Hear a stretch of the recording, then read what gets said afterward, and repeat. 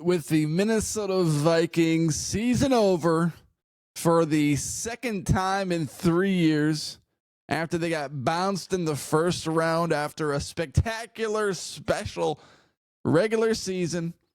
We are starting to dive into the off-season speculation, the possibilities, and the question that I want to answer on this podcast is, how far has Sam Darnold's stock fell? How much has Sam Darnold plummeted in the stock market over these last few weeks? Because all year long, or at least from mid-season to the end of the year, when he was playing his best football of the season, we were talking about, okay, did the Minnesota Vikings bring him back on a 3-year, $150 million deal? Are we talking about another team like Vegas, the Giants, the Panthers before Bryce Young figured it out? Are we talking about one of those teams bringing in Darnold and signing him to a 3 to 4 year, $200 million deal? I mean, the Falcons just signed Kirk Cousins to a $180 million contract with $100 million guaranteed after he ruptured his Achilles at 36 years old. So the possibilities are endless with Sam Darnold. And then he has his final 2 weeks of the year where he played terribly. The worst football of the season. And it was throwback to the New York Jets. It was throwback to the Carolina Panthers, because a guy that was revolutionized by the QB whisperer in Kevin O'Connell in the biggest pressure moments of the year completely went back to his old former self and lost it. And Mike Silver is a writer for The Athletic, and this picture has been going around of a screenshot between Kevin O'Connell and Sam Darnold. Now, one of the questions that we need to answer is, who leaked the screenshot? And it says this on theathletic.com. Look for Justin, O'Connell told his quarterback over the headset. Then look for Jordan. If you don't like what you see, throw it out of bounds. We can't be sure exactly what Darnold saw. Ghosts, millions of dollars evaporating before his eyes. But it wasn't Addison running free. The second-year wideout was streaking down the sideline after feigning an out route, a move that turned around rookie safety Cameron Kitchens and left him trailing badly. Darnold, after taking a shotgun snap, looked right, pumped once, backed up to avoid a pass rusher, and drifted to his left. After holding the ball for nearly 7 seconds, Darnold finally ducked for cover as LA defenders Michael Heicht and Braden Fisk plowed him to the turf at midfield, leaving his head facing the opposite end zone. Now it was 4th and 21, and O'Connell chose to punt on the next play, and essentially on the season. So this is a play that happened in the fourth quarter. And who else could have leaked this besides Kevin O'Connell or Kevin O'Connell's agent? Because ultimately, this graphic or exchange makes Kevin O'Connell look like the good guy, and it makes Sam Darnold look like the bad guy. And I'm not surprised by this. This is something that coaches tell quarterbacks all the time. Look for JJ, look for this guy, and if it's not there, throw it away. This is a common sense moment from Kevin O'Connell. Every head coach in the league, even the worst ones, would say something like this because it's common sense. So it does make Kevin O'Connell look like the good guy and Sam Darnold look like the bad guy. But it's not like this is some absurd, amazing analysis that I'm just so blown away by that no other head coach in the history of football would ever come up with. So, yeah, O'Connell's right. But it's not like I'm blown away by what he said. Adam Schefter, one of the best NFL insiders there is, always has the breaking stories first or second, right behind He's either first, ahead of Tom Pelissero and Ian Rappaport, or he's right there alongside them. And he went on the Pat McAfee show, and he talked about Sam Darnold and the Minnesota Vikings quarterback situation.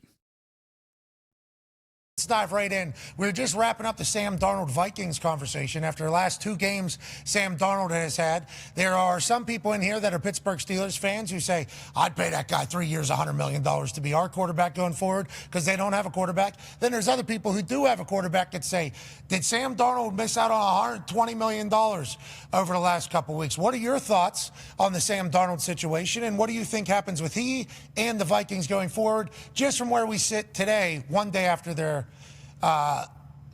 season-ending loss? Well, I still think he's probably the number one free agent quarterback available in a market where there are any number of teams that need quarterbacks that will not be able to get the quarterback that they need in the draft. And so he's going to be a desired commodity. But you can't look at the last 2 weeks and think that he enhanced his value. I think he had a chance to kind of blow the roof off his value, and they lost at Detroit. And they lost last night, was sacked 9 times, blame the offensive line, blame whoever you want. But those are not his best and finest back-to-back games of the season. And he played exceptionally well all year long, and he boosted his value. And everybody's games on the team that are going to get paid big dollars? It's a great question, Pat. I don't know that we know the answer to that right now. I think it's going to depend on what the market bears, right? If there's a team out there a la the Raiders, the Giants, the Steelers, whoever it is that needs a quarterback, there are any number of them that do, that looks at Sam Darnold from this year and says, okay, we're going to pay the guy $40 million, whatever it is. They may get it to a number that may be out of the Vikings' range. Got it. But it's possible that the last 2 weeks impacted the number enough so that maybe it's within the range of the Vikings' asking price and they can get a deal done and bring him back. But again, I think here's the thing. They have J.J. McCarthy waiting in the wings. They really like J.J. McCarthy. They don't know exactly what they have, but they love what they saw this summer. He spent a good part of the year rehabbing, so you're not going through practices. You don't really know for sure what you have. You think you have a quarterback, but you don't know you have a quarterback. So I think in a perfect world, you'd like to have Sam Darnold back if you could, but there may be a team out there that's willing to pay him more than the Vikings are. Got it. I think there's a wide range of outcomes here. Yeah, so they got a reserve on. You know, if it hits the reserve, it can go somewhere else. Yep. If it doesn't, we're going to end up paying that. I wonder if that's a percentage of the salary cap is the number, or if it's an actual hard number with how the entire thing is going. So that's Adam Schefter and Pat McAfee on the Minnesota Vikings quarterback situation with Sam Darnold. And Adam Schefter brings up good points. And one thing that we cannot forget to consider in this whole Sam Darnold thing, has his stock plummeted a little bit? Yes. I mean, there's no doubt about it. These last 2 weeks, he's not going to get the same dollar amount if he defeated the Lions and if he defeated the first opponent in the divisional round and advanced to the NFC Championship game. There's no doubt that he's not going to get the same contract. But we cannot underestimate just how thirsty bad teams are for a good quarterback. We cannot underestimate how much bad teams want their hands on a potentially good quarterback. And we see this in the NFL draft. Quarterbacks that initially have round 2 or round 3 grades, but are athletic specimens, all of a sudden get drafted in the top 10 because teams lose their minds on potential. Teams go crazy about a guy's athletic ability, and what if we could just make him into a pocket passer, and then he has his pro day, and then he completes passes to wide open wide receivers, and then it's like, whoa, this guy's going to be a superstar. So he originally goes from mid-round 2 pick or late first-round pick. All of a sudden, he's a top 10 guy, a.k.a. Anthony Richardson. You see it every year. You see a guy every single year that is a low grade, and then all of a sudden flies into the top 10, top 15 of the NFL draft. And it's very similar with Sam Darnold. You don't think that the Raiders or the Giants or some other bottom feeder in the league that needs a quarterback badly to have any semblance of a competitive roster won't give Sam Darnold $35 to $40 million a year? Of course they are going to, because they want to be in the show and they want a possibility at being a competitive team. So they're not going to strut out an Aiden O'Connell or whoever the Giants have at quarterback. I know that Aiden O'Connell's with the Raiders. They're not going to strut this guy out there another year. They're going to bring in a Darnold who threw 35 touchdowns, 12 interceptions. They're going to convince themselves that Darnold can take their roster and make it much more exceptional than it is right now.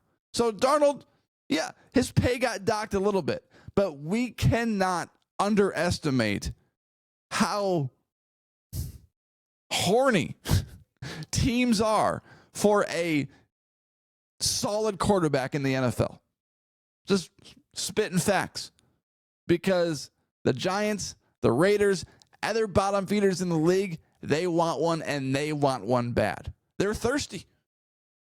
And they're going to be contacting Darnold's agent.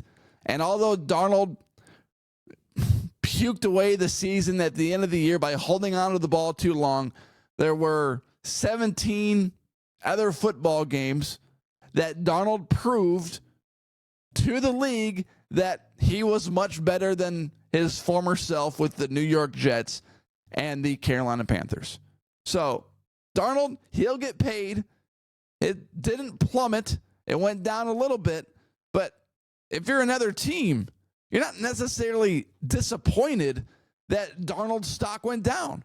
Because instead of paying him $50 to $55 million a year, well, now you can get away with paying him $35 to $40 million a year. So these teams aren't necessarily upset that Darnold's stock went down. He just became more affordable. He just became a guy that you can pay and still pay another player on the team more money to make him stay or sign a guy out of free agency. So if you're looking at this from another team's perspective that's horny for a quarterback, well, then they're kind of happy. We just saved $20 million in our offer to Sam Darnold and Sam Darnold's agent. So it went down, but it didn't completely go away just because of the market and what NFL teams desire in NFL quarterbacks. Thank you for watching this episode, and thank you for making this podcast part of your day. Subscribe wherever you are watching or listening. Thank you for going on this podcasting journey with me. 100% honest, 100% of the time.